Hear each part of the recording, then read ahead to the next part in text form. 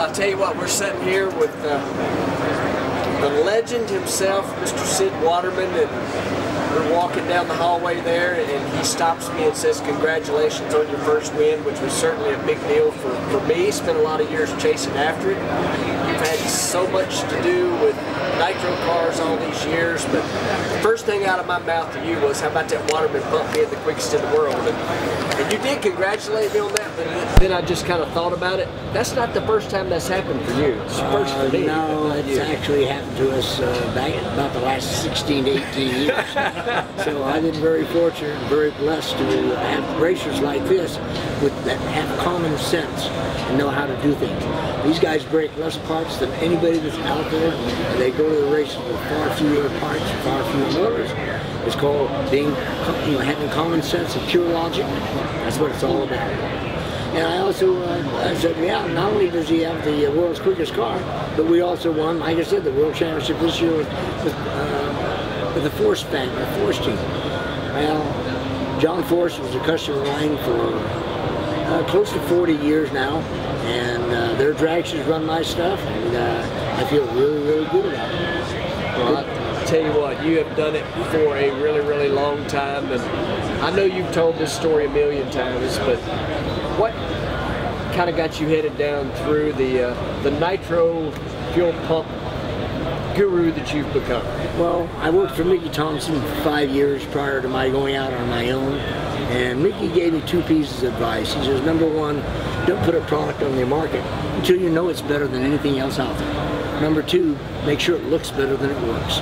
And we've always tried to make our product not only the best, but the best looking. And that has a lot to do with it as far as dragging customers in.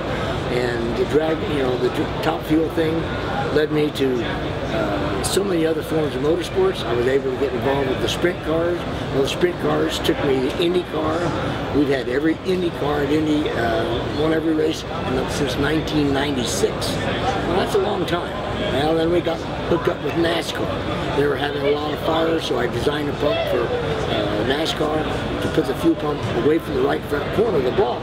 Because when they hit the wall, it take the fuel pump off. Exactly. Well, they had fires 3 weeks in a row, 3 fires. I got a call from Randy Dorton from Hendricks Motorsports. So fortunately, my drag racing reputation led me to all these different things. And when I first got involved with Servo Track, I said, what is a drag racer doing here? And I said, well, you guys just don't seem to understand something. You've got 2 drag races allowed.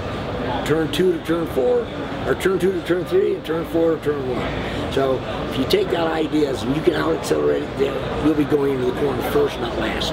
Exactly, exactly. Well, I've got to say that I have a lot of excitement because you've now teamed up with Aeromotive, and Steve and I go a long way back, but another person that kind of's got a little something to do with Aeromotive, a guy named old Kyle Fickler, we go back further than I even care to think about, that we've done things and seen things and know things about each other.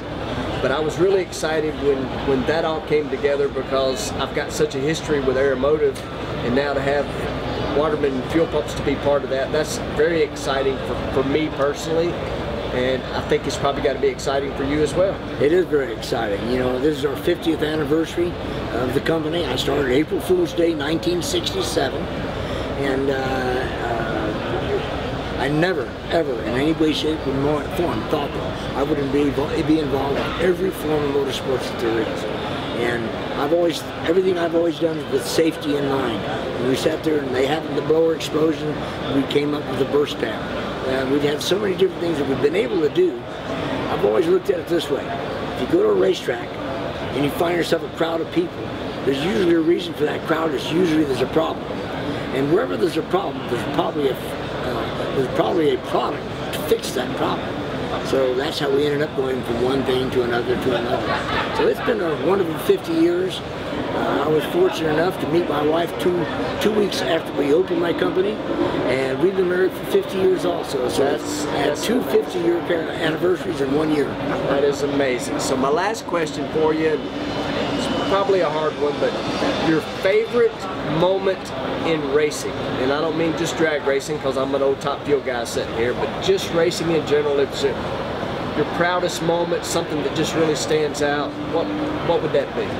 Well, the thing that got me really going with funny cars, although I'm not real big in the funny car area, in 1974, Billy Meyer came to my shop, says, I need you to build me a motor. So we built him an engine, went back to Indianapolis, forgot the two spare pistons on the shelf at the shop, got back to Indy. The national record was a 648, first run around 660, second run around 639, 628, 622, 619. So we set the national record by 0.3 of a second. And we never had the heads off the car from the first run to the last.